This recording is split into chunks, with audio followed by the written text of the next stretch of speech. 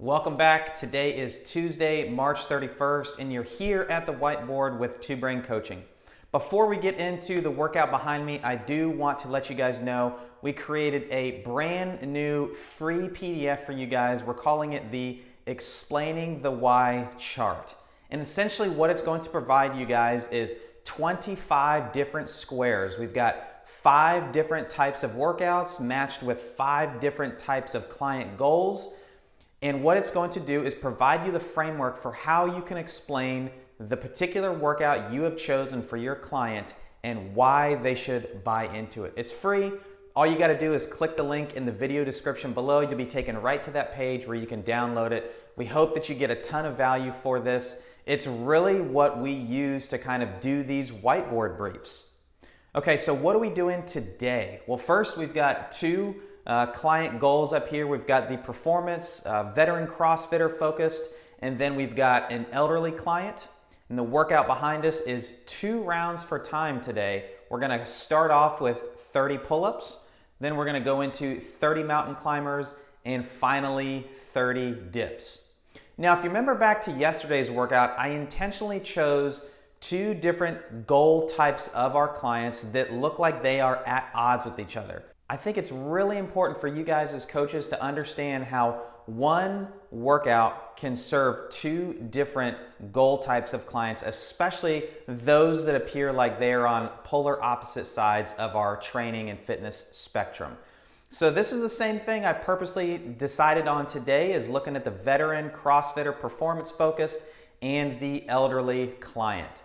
So if I'm gonna talk to the performance veteran CrossFitter first, what I'm gonna say is, look, this is 2 rounds. We're gonna get a lot of repetitions done in these 2 rounds, but there is going to be a designed bottleneck, and that is going to be the 30 dips. Now, we didn't specify if these are going to be ring dips or parallel bar dips or anything like that, so that is up to you as the coach. But regardless of what you choose, I can tell you that that is going to be the bottleneck, especially after coming off of the 30 mountain climbers. Now, a lot of times people will get lazy and they let their hips shoot way up in the air whenever they're doing this. So what I want you to try to do for your client today is challenge them.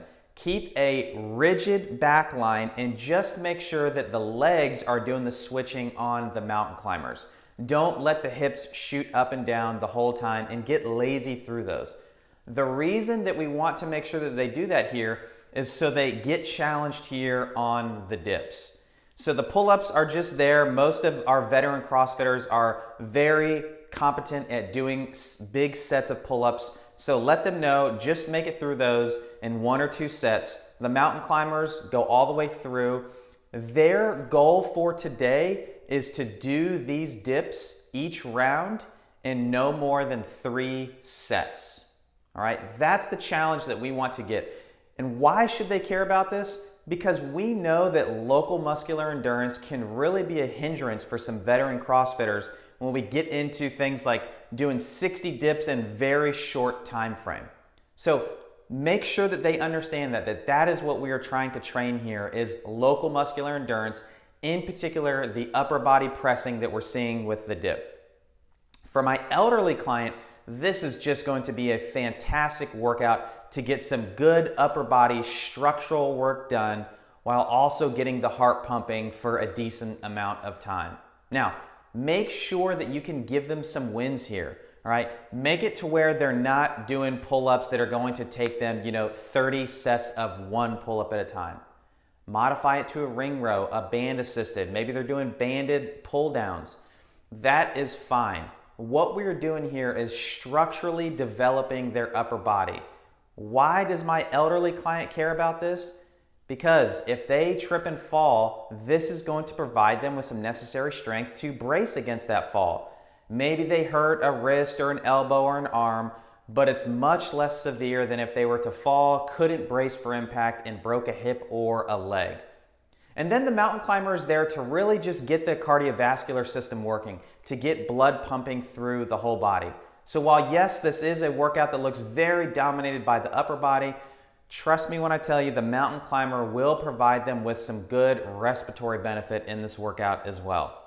That's all we have for today. Don't forget, download your free Explaining the Why chart by clicking the link below in the video description, and we'll see you back here tomorrow for April 1st.